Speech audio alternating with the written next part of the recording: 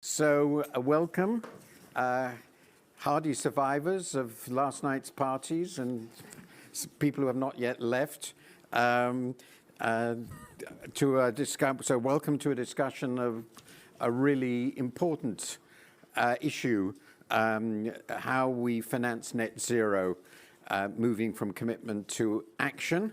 I'm Martin Wolf. I work at the Financial Times, and I have followed this issue moderately closely for a couple of decades.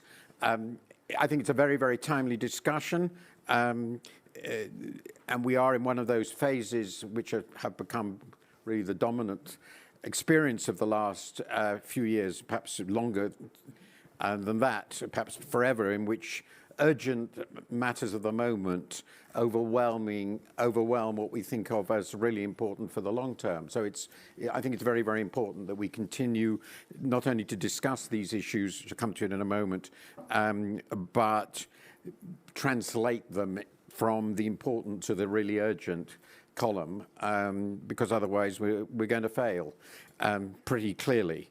So I have a superb panel. I'll come to that.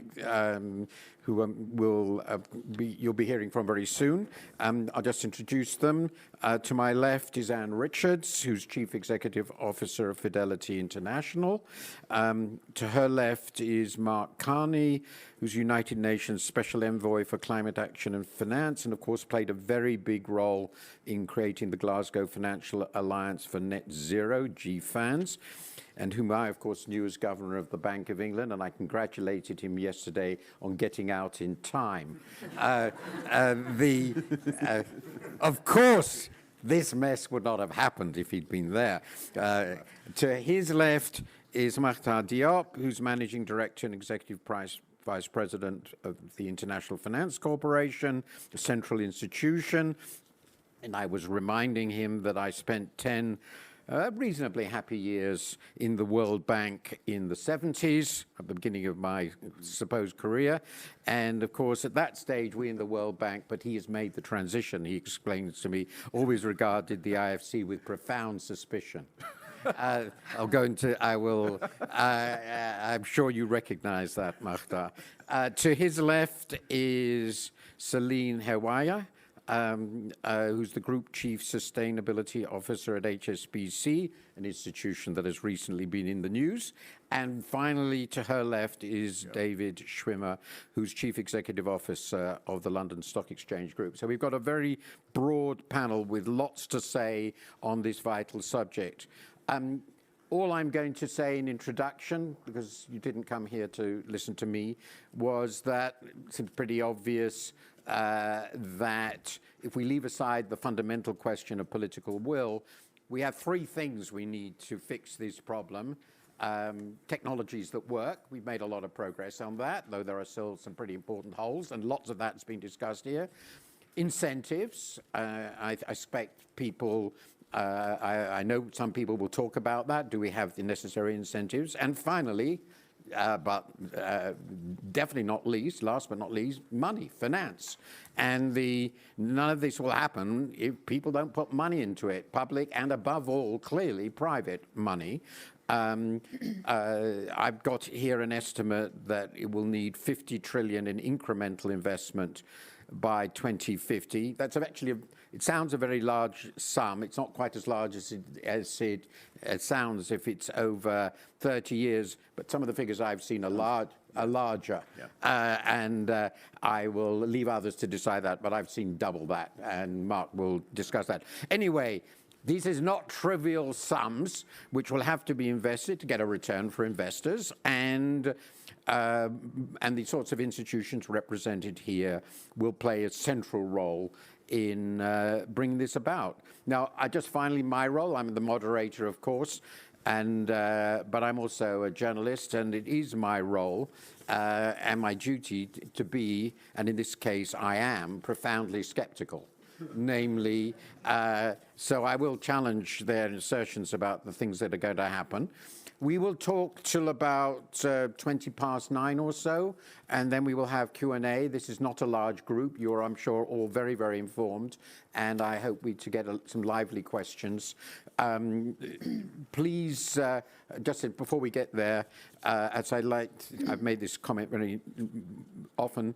I do know the difference between a question and a statement. Questions can be done in one sentence, I promise you, and please make it a question. And please don't say, I've just 3 questions. It's not fair for the other members of the audience. So with that introduction, I'm going to start with you, Mark, since you represent the United Nations, the world. Yeah. So how far are we along in fixing this? Thank you, Martin. Thank you all for taking the time, and those watching online. First is just on the scale. We need an energy transformation on the scale of the Industrial Revolution at the speed of the digital transformation, and therefore we need a revolution in finance. I mean, just to be clear, we need to change mainstream finance. We're not going to get to net zero in a niche. I'm on double that number that you quoted, in terms of the orders of magnitude that need to be invested.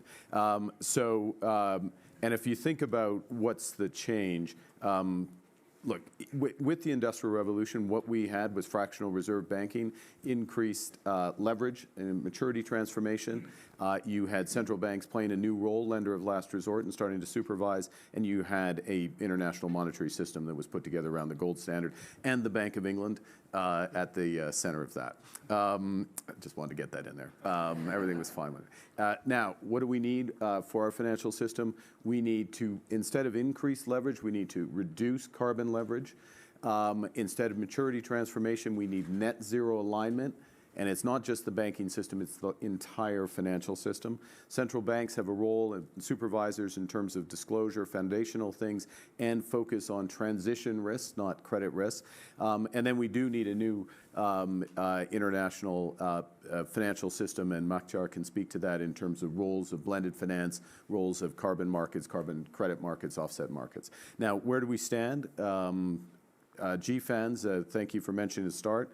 130 trillion of balance sheet committed to that net zero alignment, not just 2050, fair share of 50% reduction of the emissions of their clients, so their portfolio, what they've invested in or lent to, by 2030, but also bringing it forward from that, 5-year decarbonization plans that need to be rolled out, and annual reporting. Those commitments made in Glasgow, hence the name, back in November. So what the institutions are doing is working through and developing those decarbonization plans, and it won't surprise you that that means engaging with the people they invest in or lend to for their own plans. Last point I'll make by way of introduction is what is coming out in the middle of June for public consultation is very detailed guidance for what is good, what is best practice for financial institution net zero plans, what we expect from private companies for their plans,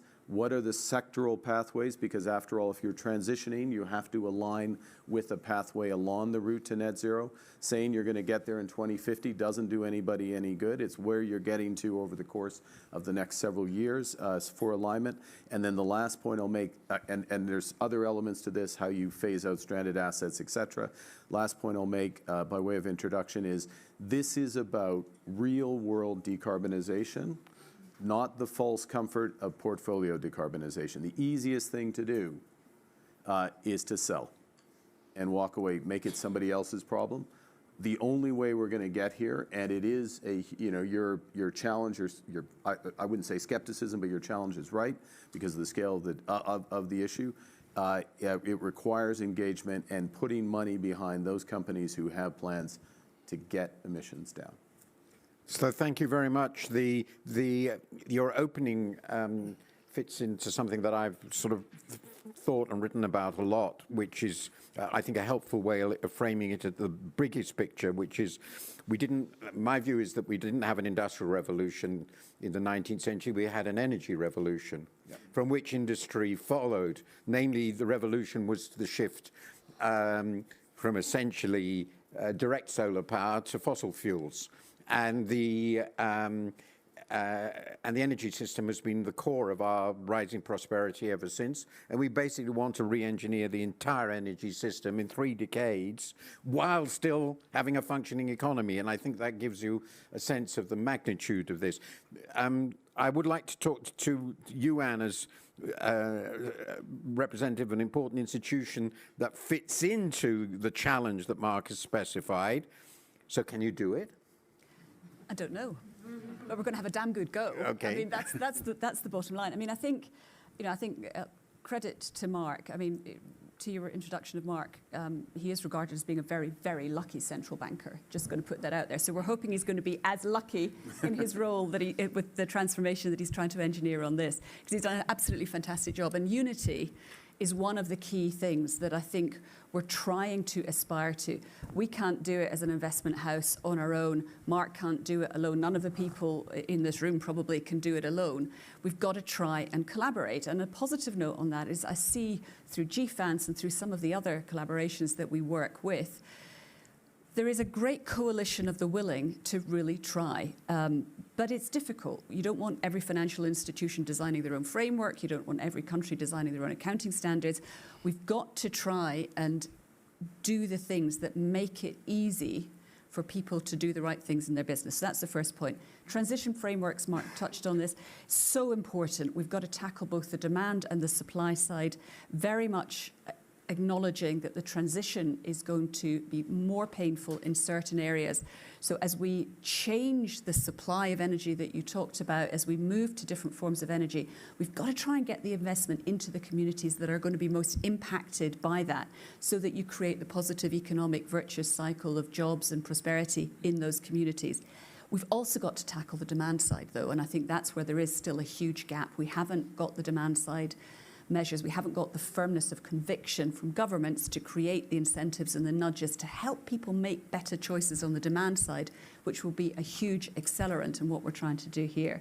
And then the final point is we spend a lot of time talking about what's going on in listed markets. There's a vast swathe of the world's economy actually is privately held enterprises.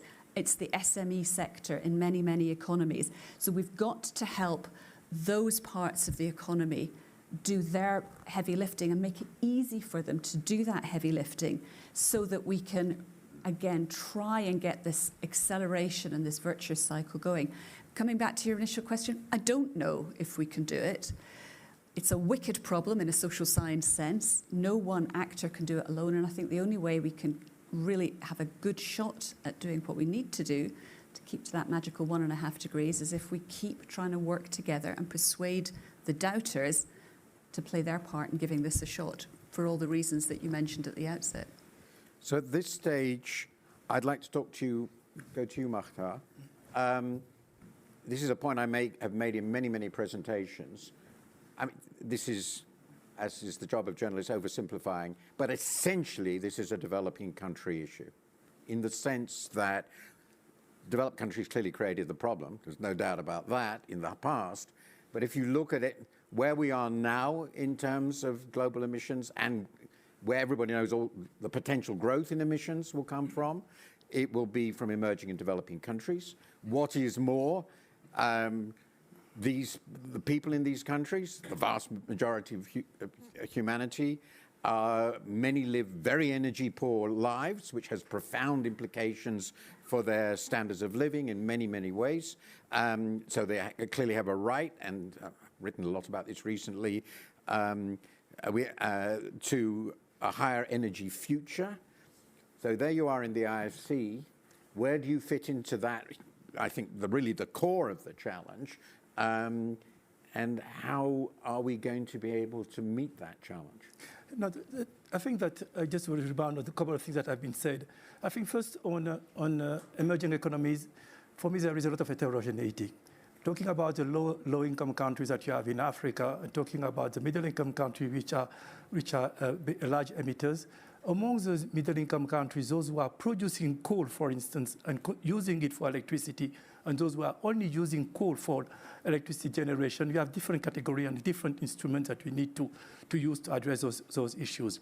And I think that the work that Mark has been coordinating, looking at some of the middle-income countries among the 20 largest emitters, we have these different categories. Let's take a country like South Africa, Indonesia. The reality is totally different for Vietnam. Vietnam, mainly is a financial issues. They have investment in coal that have a life cycle of economic life of 40 years, and now they have only 11 years, so they need to buy back those assets. Indonesia is more complicated because it has a social implication, and in South Africa it's the same because you have miners who are producing it. So when we're looking at it, we will looking at it holistically, and I think the transition that we are making in thinking about the financing is to go beyond just getting assets and taking care of assets, but also looking at the broader issues which are the social implication of it. Second, the point that you make is great about not leaving anybody. We are talking about grading the value chain. But most of a big part of the value chain is composed of SMEs in developing countries. And the risk that we are facing is that by greening it, we exclude those people from the global value chain and increase the risk of that we are facing currently. So the work that I see we are trying to do is to see how we can accompany specifically those SMEs. It's more complicated because the financial sector, which is trying to set standard in terms of greening the financial sector, has to trace their lending to the sub-loans and the loan to the small companies, and there is more challenging. So all our work right now is to understand more specific dynamics and be able. Last point is about working together. It's interesting, COP21, government, NGOs. COP26, private sector, and they say that it was at the 4 steps that they were let in. COP27, I think everybody agrees that this is the solution. But what we are seeing is that we need to de-risk and blend. So we have instruments for low-income countries. For middle-income countries, that's what I think with Mark, we are looking at those countries, how to get this large amount of money to be able to blend and de-risk it. And I think the solutions that we have now with philanthropy coming and working with us, DFIs, and also a different party, will help us find a way to de-risk more investment in this area. Thank you very much. That certainly sets out a big agenda to discuss. May I move to you, Celine? So you are representing a very large bank which operates globally, particularly in Asia. So how does this issue and challenge look to you? How does it affect your actual lending operations, a very different sort of function from Fidelity? I mean, what sort of, actually, what do you do about it? Yeah, it's, so I think the first thing is there's been a massive shift in our operating environment since we've all made these net zero commitments, and I want to bring that a little bit to life. And this is all new, and we're all learning by doing a lot of this. This is very nascent, right? So the first thing is when a bank like ours sets a net zero by 2050 commitment, the other thing we also do is have a shorter term 2030 commitment around our financed emissions. That's the emissions that come from our portfolio of customers. These aren't just targets that we kind of think about in 2030. The work starts today. So we set these targets. It then means we need to adjust our risk appetite, how we do financial planning, our strategic portfolio allocation, and decisions we make at the point of origination as we look at the financed emissions from a deal. Now, how that actually gets brought to life for us is there's this whole new thing of a client transition plan, a whole new ask. So this year we published in February our targets for oil and gas and power and utility sectors, the most carbon intensive ones first. We've got another 7 to come next year. But straight away when we publish those, we have an ask out now to our largest clients in those sectors, over hundreds, to say, we need your transition plan by the end of the year. And if you're in a non-OECD country, by the end of the year after that. So now there's a period of really active engagement with our bankers, with our experts to discuss these transition plans. And it's the transition plans where you bring it to life because it's not just about emissions today, it's where is the CAPEX investment going? What is your strategy to adjust your business model if you're in oil and gas to a future where you actually have, no longer growth in oil demand, but decline in oil demand over the decades to come. And alongside that, we also have to make structural changes to our policies. So we have a coal phase-out policy that we launched at the end of last year. This year, we're going to be working very hard on how do we update oil and gas? How do we think about the IEA's recommendations around no new oil and gas reserves? How do we think about the treatment of unconventionals and conventionals? How do we think about methane, given the Glasgow Climate Pact and the important role of methane? We're going to be looking at meteorological coal. We're going to be looking at deforestation again. So we really have to align our policy framework. But fundamentally, and coming back to your point, Martin, HSBC we're very different from a French or even some of the UK banks that have more of a Western exposure. The biggest role HSBC can play, and our goal has to be a net zero global economy, not just a net zero financed emissions portfolio of HSBC, because that won't help the world. Our goal has to be a net zero global economy, and that means we have to be involved in the transition finance of the heavy industry in Asia, of the energy sector in Asia. And that means we can't introduce very blunt policy tools or thresholds that might work in the West. We can't say overnight, okay, you can only have 30% or 20% coal in your energy mix, because that would mean we couldn't finance the large state-owned energy companies in Indonesia or Philippines or Malaysia, and then we couldn't help on the transition. And that's the biggest carbon wedge impact we can have, is helping on the transition in the areas where the emissions growth is the highest. Just quickly on the other side, we also made a commitment, and many of the banks have made commitments to unleash capital for the green, the transition. So we have a 1 trillion commitment by 2030. We've got 7.5 years left. And there's challenges with that. There's a lot of challenges because actually the green stuff at the moment is quite hard to finance. On one side of it, you've got the infrastructure, the project infrastructure, long tenor. Even if you have a sovereign backing and a high RWA, high risk-weighted assets, it's still, our bank sheets as a commercial bank aren't used to having lots of long tenor deals on them, right? And so it's difficult for us to get involved in the clean infrastructure finance. So if we want to, which we do want to, we have to make some adjustments. We have to have a culture, a mindset shift, a risk appetite shift for a portion of our balance sheet. And on the other side, you've got the new stuff, the technologies our bankers and our credit risk teams aren't used to evaluating. The newer companies, and likewise there you've got lower RWAs, and again we're going to have capital loading on them for the early year. So actually at the moment there's a disincentive for us to invest in the stuff we really need to scale and invest in, and so we have to work out how to do that.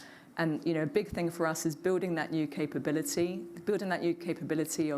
of internally of people, upskilling our frontline bankers, but people that can really help advise our bankers internally on what the future of industry looks like.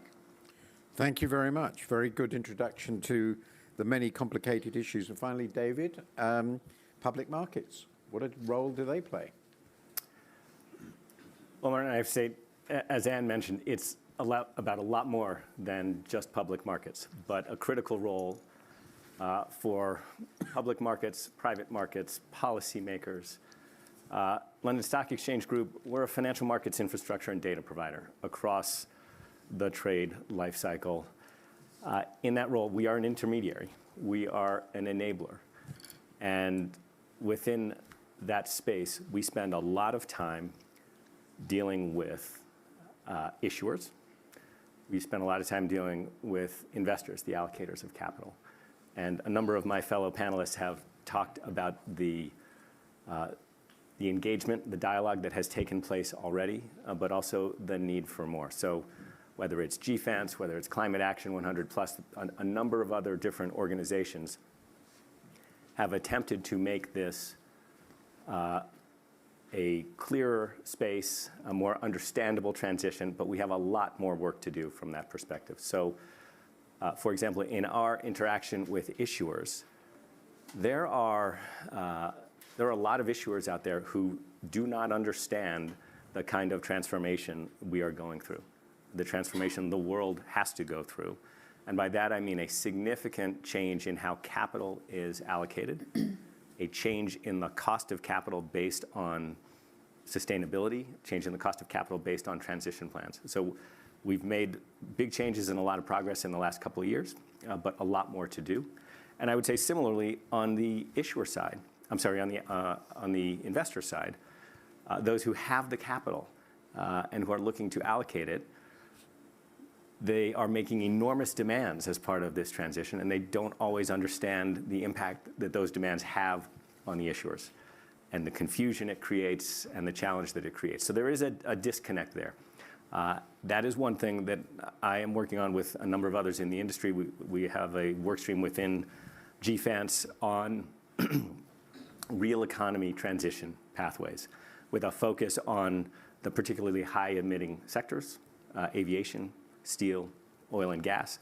As Mark mentioned, a number of reports coming out soon. Our report in that particular work stream is coming out in September to try to bridge this disconnect between those who have the capital and those who are looking for the capital. A second critical element of this, and there's been a lot of discussion around this, but we're not there yet, is disclosure and getting standardized, comparable disclosure on a global basis. Today, again, we've made a lot of progress, but today 40% plus of global large and mid-cap companies do not disclose their emissions. And those that do disclose, often their data, because of the lack of standards or a standardized framework, for those who do disclose, they're often wildly inaccurate. So we have a real challenge there in terms of disclosure. And in part due to that, LSEG has called for, we put out a paper on this a couple of weeks ago. We have called for governments to require, on a global basis, publicly traded companies, private sector companies across economies, disclosure of emissions based on a baseline of ISSB work that is coming. We would also like to see a required disclosure of climate transition plans, again, across economies on a global basis. And we would also like to see governments, policymakers require companies to disclose their revenue broken down by green and non-green sources so that that can help the allocators of capital allocate that capital to the sources that they are looking to invest in. And then the final piece of this is, and Mark touched on this in his opening remarks, is that we have to focus on the transition for the big carbon emitters. We cannot just green the portfolios. We have been relying on fossil fuels, as Martin, you mentioned, for 200 years. We cannot flick a switch and make this kind of transformation. It will take decades, and the allocators of capital need to work with those high emitters in terms of helping to drive that transition. So those are maybe some of the more operating level developments that we have to focus on. Let's go through just 2 or 3 really big issues that arise here to get some sense of, from the specific aspects you're each looking at, what it looks like as a big picture. So one of the subjects we've discussed in the past, Mark, and which I think we should bring in here, because for pretty obvious reasons, I'll come to this in a moment, I'm really concerned about all sorts of ways people arbitrage around this. So the incentive environment and the regulatory environment to make this actually work in the timetable. How far are we from what we need?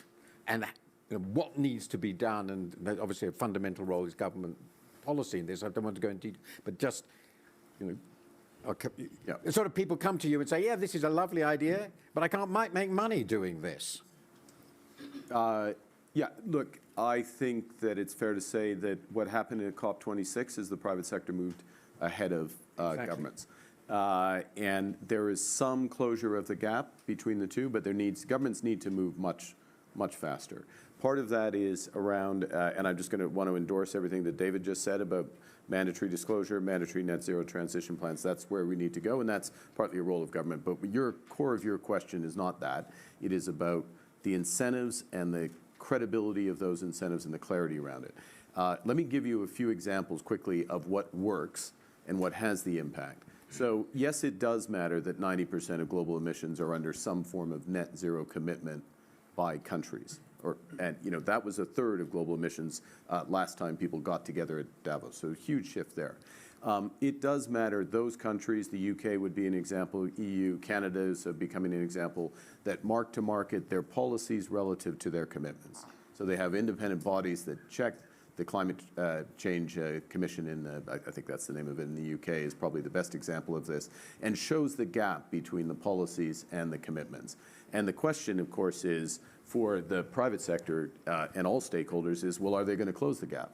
And do they have credibility to close the gap? And if so, the financial sector, one of its strengths is it looks forward and it allocates capital in anticipation of that. That's what everyone is doing at the moment, is expecting that some of this gap is going to be closed. Maybe not all of it, but some of it's going to be closed. So what are the policies that are most effective? And I'll stop with this. They are deep decarbonization policies that are far enough in the future that companies can do something about them, but near enough that they have to. So in Canada, the carbon price is legislated to $170 a ton in 2030. It is now going to be backed up by something called a carbon contract for differences. And that's what's decisive for investment today. It happens to be $50 a ton today, but that's interesting. The 170 is what matters. In the UK and Europe, the end of internal combustion engine vehicle sales in 2035, 2030 in some countries. That's decisive for the auto industry and investment in auto. Fuel blends are other examples. So those types of very clear commitments that are anchored probably around 2030 or thereabouts help to focus the mind for the types of investments that are necessary. And then last thing I'll say is that we talk about sectoral pathways. It seems an innocuous phrase, but it's a very important thing, because the question is, what are you transitioning to as a country, as a financial sector, as companies, and how do you mark your homework? How do you know that you're doing a good job? And how do you know that the company you're backing with a loan or an investment is sufficiently ambitious, given the incentive environment and given what has to be done if we're going to stay on this very narrow pathway to 1.5 degrees? I think it is true, I'm just remembering this, that more than half of global emissions come from China and the US. Is that correct? I think it is about half. Yeah, let's say that. Let's say that. I think that's roughly right. I mean, let me correct this because I'm from dredge from memory. But the point is, the world of countries that have actually gone a long way in your direction is still a pretty small share of the world's emissions. I think it's this.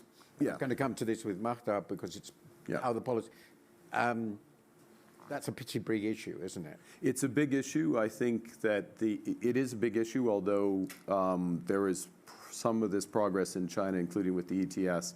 I would say that thus far what has happened is because the EU and the UK are relatively big markets for multinational corporations, and they have the greater policy clarity, that some other countries have been free riding on the policy leadership, not that it's perfect in the EU and the UK, and they need to catch up.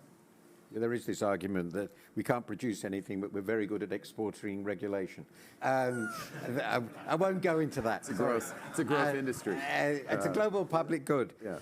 Marta, I'd like you to talk a little bit about the cooperation, collaboration between developed high-income countries and developing countries, particularly low-income countries, which your institution embodies, and what needs to be done to de-risk investment or in and finance, and what role in multilateral institutions like yours can play in immensely increasing the flow of investment that will be needed to support the transition and the growth of energy supply in the sorts of countries you're dealing with. I think that we talked a lot about financial intermediation and capital market, not enough about real sector. Right. And I think that when you talk about the bankers and the financials, what they tell you, do we have enough bankable projects which can help us have the impact that we want? So the first thing is to really work harder to have a much stronger pipeline. Secondly, we need to be much more centrally adaptation. Adaptation, I think, is a bit the orphan in that conversation. And we talk a lot about mitigation, but much less about. And I'm very glad that we have now a commission that has been by Tarman on water, that will be discussing a little bit the impact of water, the relation between water and climate change, because I think there will be a big discussion on it. On the policy front, I think, Mark, you alluded it, carbon price and fossil fuel subsidies. we need to continue discussion on fossil fuel subsidies. It's still there, and it's a little bit forgotten right now, but we need to bring back that conversation at the center. When I'm thinking about real sector, we have low-hanging fruits that we are not really tapping on.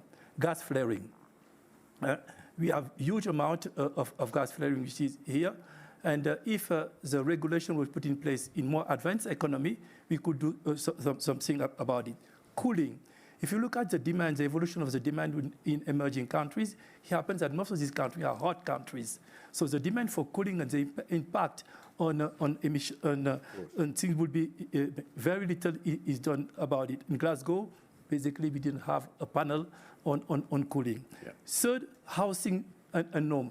We see urbanization growing fast in emerging economies. We are working at IFC on having standard on edge to make sure that we are reducing the consumption of household. So those are public policies and regulations that can help very much on the demand side, on the energy efficiency, because I think that we have a long way to go.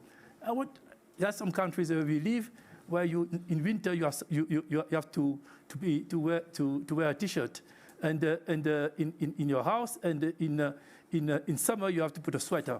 I'm not sure that's a more efficient way of managing electricity consumption. So all these kind of things are, for me, low-hanging fruits, and which have a political cost which is much lower than some of the questions that we are talking about.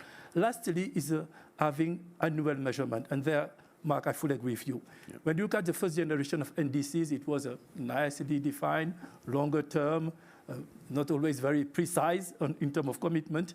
And we are at the World Bank Group and IFC moving now with CCDRs, which are diagnostic by country, where we're trying every year now to say what are the investment needed, where they should be done by the country, and to have something that we can measure over time, but in a very precise manner.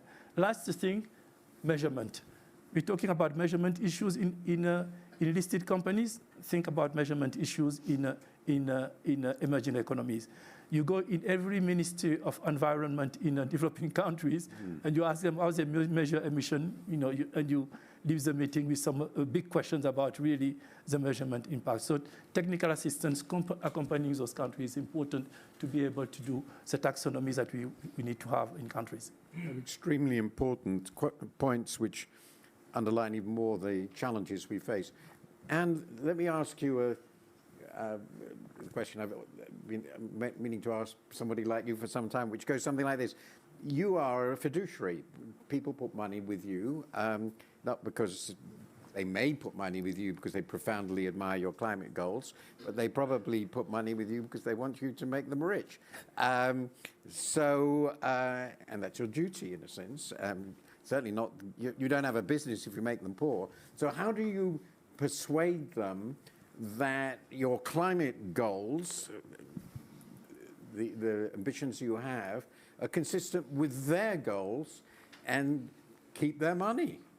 So, and that's actually at the core of what we're trying to do as a business. It's a great question, and it's both. I mean, nobody wants to see their long-run financial returns sacrificed on the altar of some principles. So, but they do want to know that the returns that they have made have contributed to, rather than damage, the planet that we all share, to take it down to its sort of absolute core.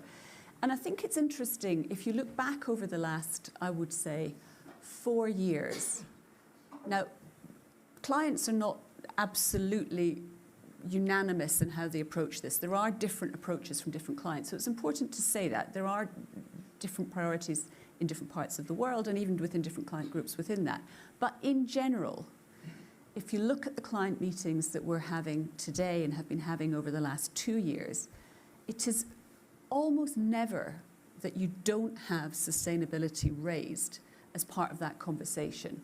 Whereas if you went back even 5 years, the SRI, the ESG agenda, was a niche and a strand as opposed to a mainstream part of the conversation. So yes, we have a duty to create financial returns for our clients. That's why they hire us, but we have to do it as an and. And so the climate goals, the things that we're aspiring to do with the portfolios are very much in conjunction with where the clients are telling us and how they expect their money to be looked after. And that's how you bring it together. I'll go to you, David, and Selena, the last word in this exchange. One of the things that is obvious to anyone who looks at markets from outside is that we're getting a pretty massive reshuffling of companies from public into private holding. And there are some very famous cases, you know them better than I do. So one of the things I've been wondering is whether at the end of your efforts, stock markets and so forth, what we're going to see is all the, as it were, good, respectable, low carbon, non-problematic sectors will be with you, and you can add up the carbon emissions of the publicly quoted companies in the London Stock Exchange or New York Stock Exchange, and they'll all look wonderful. And all the heavy emitters, the oil companies, the aviation companies, will be held in some other way which makes them effectively invisible, in which case we've just reshuffled the ownership of lots of assets and have changed nothing useful by this. How would you respond to that? Because, I mean, it's a genuine concern of mine about all this, and I'd be interested in your reaction. So it should be a genuine concern of yours, because in many ways it's already happening. Yeah. And if there's no clean way to describe or define this, but over the last couple of years, we have seen that happening as there has been a focus on what has been referred to as greening portfolios. Yep. And whether that's greening investors, public investors' portfolios, or whether that's greening the asset portfolios of publicly traded companies, we have seen sales of, whether it's coal assets or other high emission assets, brown assets, whatever you want to call them, to, in some cases, private equity, in some cases, state-owned businesses that are not being held to these kinds of standards that we are all talking about here. So this is why when I was talking earlier, if there are disclosure standards, if there are requirements by governments to put better information out on this, it has to be economy-wide. It cannot be just for publicly traded companies. It has to be for private, it has to be for state-owned companies. And we are working on this issue. A lot of the big private equity firms, a lot of the big pension funds are aware of this issue, are aware of the challenge. Their LPs are focused on it. And so, again, as with much of what we're trying to do here, it's about building coalitions and getting the best from voluntary behavior. But it is critical when this does become mandatory, as it should, it has to be mandatory across the economies, across private and public. Celine, I'll come back to you in the last word. I'm doing very badly on timing. It's entirely my fault, of course. But a very similar question arises about banking, and I couldn't not raise this. Former colleague, or I don't know where he is now, Stuart Kirk, challenged the model of the bank as I understood it. I happen to know Stuart very well. He was a colleague of mine, so I'm not at all surprised. But there's an interesting question which is related to what he said, and I hope you can comment very briefly to clarify your position. Okay, you come along as a lender with all these requirements in your lending of the sort of loans you want to make, and your clients say, well, this is a competitive business. You're a very fine bank. I love my relationship with you for the last 30 years. But I'm not going to go through all these hoops. I'm going to go through any one of a number of other major banks in the Asia region, for example. You know the list. So you're not going to make any difference at all. You're just going to reshuffle your portfolio too. How would you respond to that? So first of all, I expected a question on the recent incidents. Yeah, it was unavoidable, I'm afraid. You warmed me up for that in coffee time. I mean, I think the starting point is, I mean, you just heard for the entire panel about the kind of secular risk that we're now facing. And I think there was, I won't go and dissect, and I can say that for another time, the arguments that were made in that. But I think the starting point for us, don't have the time, no. The starting point for us is, transition to net zero is one of our 4 strategic pillars. It's, the focus pretty much of every single board meeting since I joined a year ago, every single exec meeting. It's a huge transformation job across the bank. It's a huge capability build. And yes, there are a lot of people in the bank working on this because there's a massive value creation and destruction happening in the economy because of it. And we have to understand, and as Anne said, it's a CEO issue now. Any one of our clients is a top issue that executives want to engage on. And as I said, earlier when I was talking, I think the reason when it's down to client by client conversations, we're having the conversation around transition. So we're not trying to make a decision ASAP on exit. We're trying to have the engagement process, the conversation, the push. How robust is that transition plan? How quickly are you phasing down your coal PPAs, for example? What is your level of CapEx investment? Is it fast enough? Is it good enough? Who could you collaborate with? So it's that process of engagement with the sectors that are hardest to abate, where the highest emissions are coming from, which is crucial. And if we don't do that, right, and I know yes, we need policy interventions, but finance does have a critical responsibility to play a role as well, and we're taking that very seriously. Mark, you had a word before I go to the audience. Yeah, just very quickly on this issue. It's an important issue, but let me put it in context. First, every global systemic bank, with the exception of two in China, is part of GFANZ. Therefore, any leverage for a transaction that goes into these dark shadows, they own those emissions. They have to disclose those emissions if they provided leverage against it, as do a number of other leverage providers. So, okay, great, you can take it private and hide, but if you can't leverage it, your return is changed a bit. So that's one element of it. Second, that's one point. Second is we need all the big private equity firms in to have the same standards as the public investors. There are some in. They're not all in. They should all be in, just to be absolutely clear. Thirdly, David's absolutely right. The disclosure has to cover the whole thing, the whole market. The UK is phasing it in its mandatory disclosure, but that has to happen for the world. And then the last thing, which is, and we're putting this out for consultation over the next 6 months, is look, there are a lot of stakeholders, and I understand why they do this, and they stand up and they say, you have to divest, you have to get out of no coal, no this, no that. Well, who's going to wind it down? Who's going to man it? Like, what is responsible phasing out of these assets? What is the framework for doing that? What's the time frame? What's the ownership? Do you want the people who are committed to transition to net zero to have that exposure and ensure that it's wound down? Or do you want it to keep the incentives to push it out? So we've run a little over, but we can now go to questions. What I will do, I will take 3 questions in a group. They will be one sentence. If you want it for a particular person, say who it is. Say who you are and ask the question. I'll start with the lady there. Please stand up. Wait, there's a microphone. Go ahead, just go ahead. Hi, thanks, Martin. I'm Vaishali Sinha from Renew Power, which is India's leading renewable energy company. And we generate 13 gigawatts of renewable energy. Very pointed question to multilaterals and financial institutions. I think the pace of innovation and creative finance is limited. We experience that on the ground. The capital requirements are different, and I think institutions such as yours can do a lot more to keep up with the growth which is required in the sector for mitigation and adaptation. Can you tell us, is it possible to see you do more? What is the possible? To be more innovative as far as green finance is concerned for renewable energy companies. Yes, up for the lady there. Yeah. Hello, Deborah McCoy with Bain & Company. My question is about exchanges. I was interested in the GFANZ that some but not all exchanges have signed up to have net zero commitments. Could you comment on either market efficiency, potential arbitrage, or what do you think about exchanges as intermediaries for that? And I'll take a third question. The gentleman there.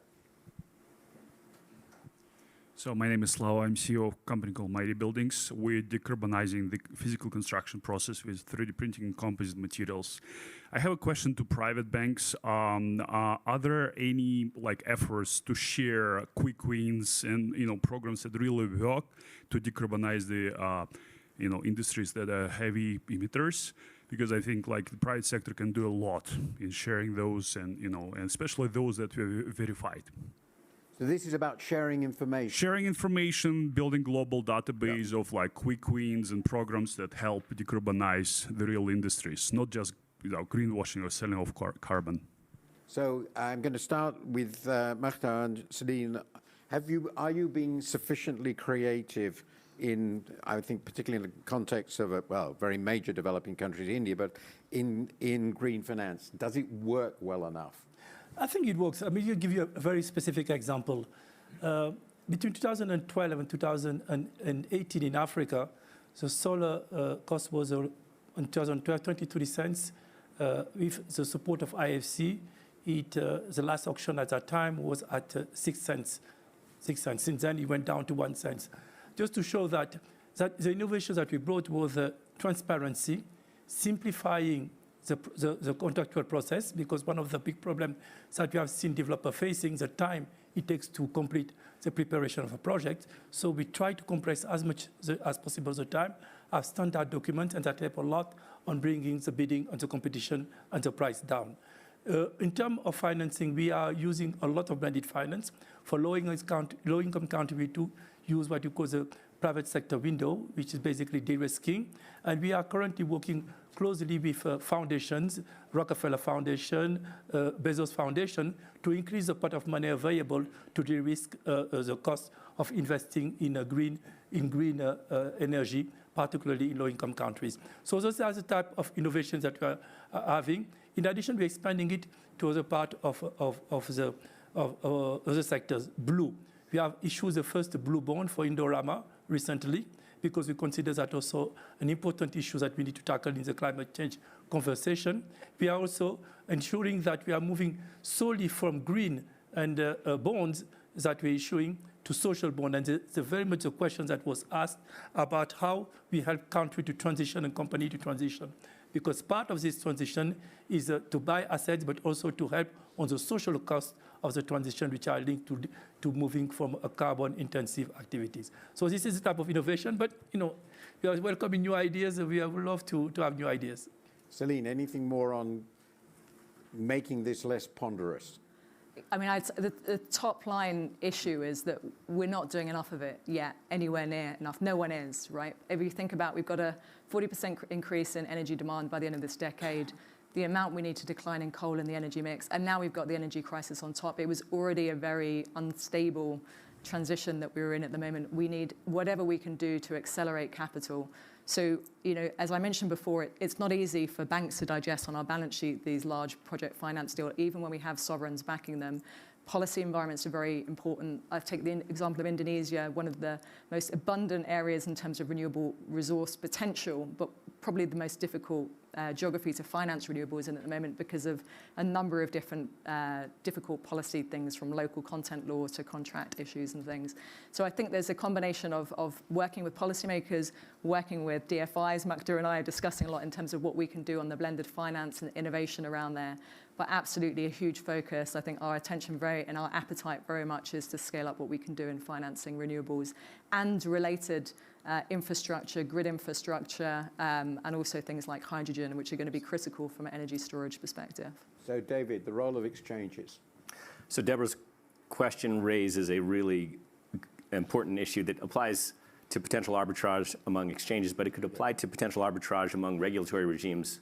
Exactly. In any context. Regulatory arbitrage, big time. Exactly. So that is why I, Mark, and others have been emphatic on this point that if we are putting these rules in place, we have to put them in place on a global basis. And ISSB is pushing down that path in terms of standards, but we will need governments and policymakers to implement them, again, on a global basis. Specifically to the question on exchanges, just to spell out the issue, if the London Stock Exchange has more onerous requirements and other exchanges do not, that leads to issuance in other places by those who don't want to deal with the more challenging standards.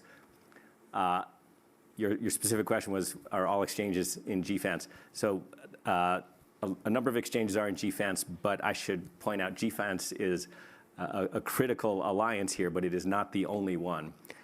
Mark and I were pre-GFANZ involved in pulling exchanges together around the world under the auspices of the UN Sustainable Stock Exchanges Initiative.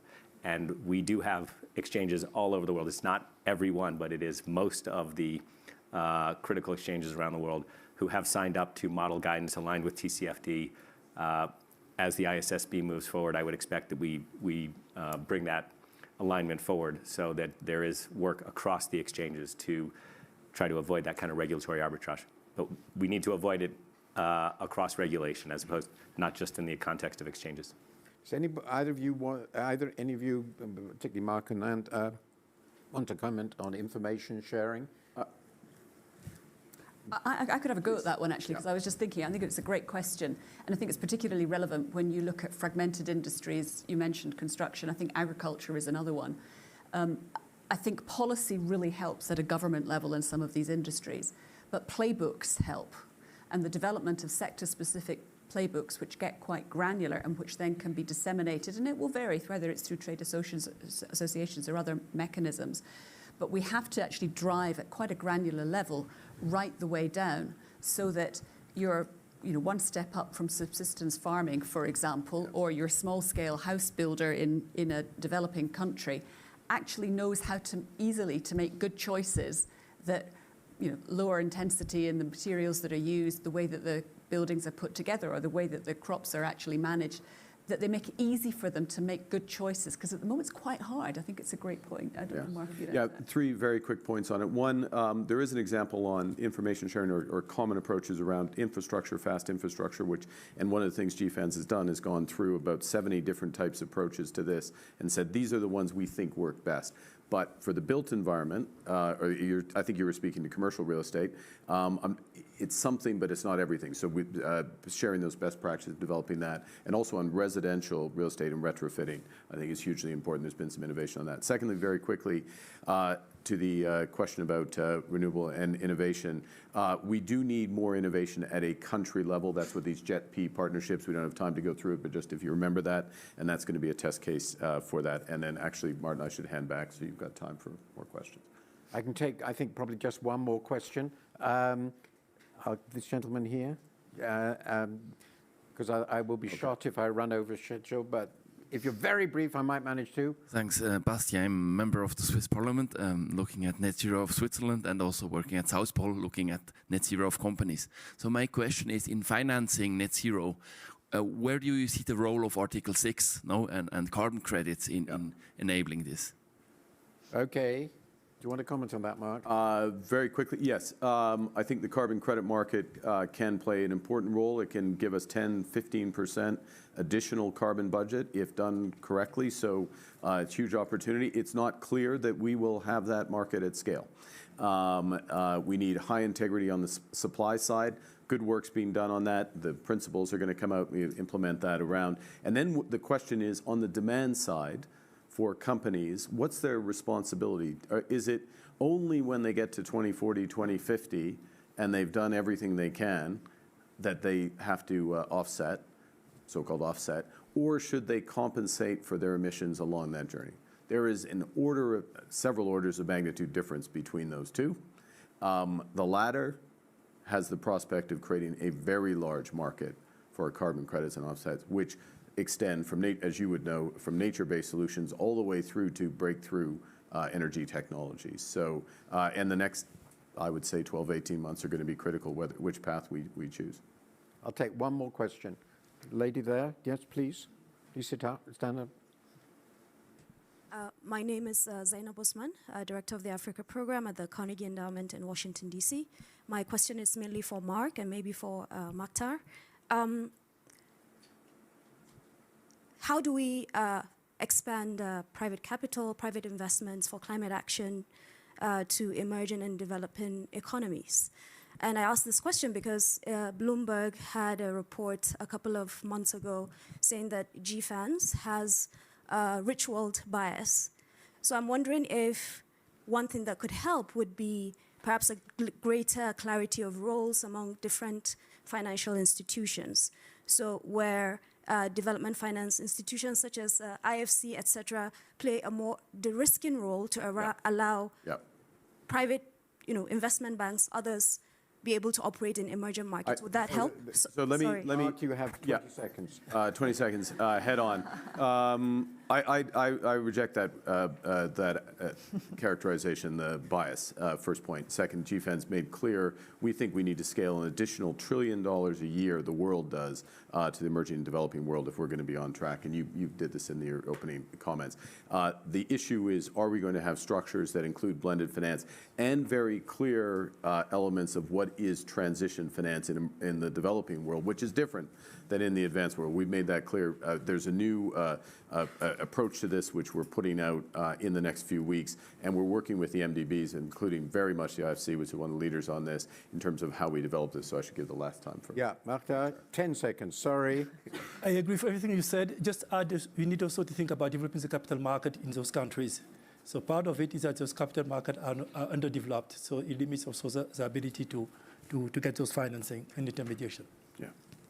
So I have to bring this discussion, which I feel is just the beginning, to a close. And this is what I have learned from this is there's actually been vastly more progress in this area, broadly defined, than most people could have imagined a few years ago. And this is, I'm sure, due in significant part to the efforts of all of you.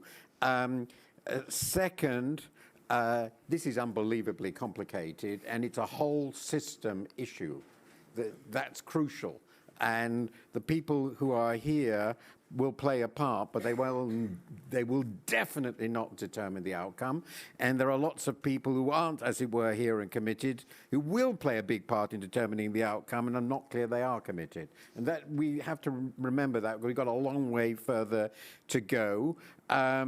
And while we are making, I think, very, very substantial progress, we have very, very little time to start this. So I hope that everybody here will feel encouraged that progress is being made and remain fully aware that it doesn't begin yet to be enough. That's at least what I take away from this. Admittedly, it's what I thought before I came, but this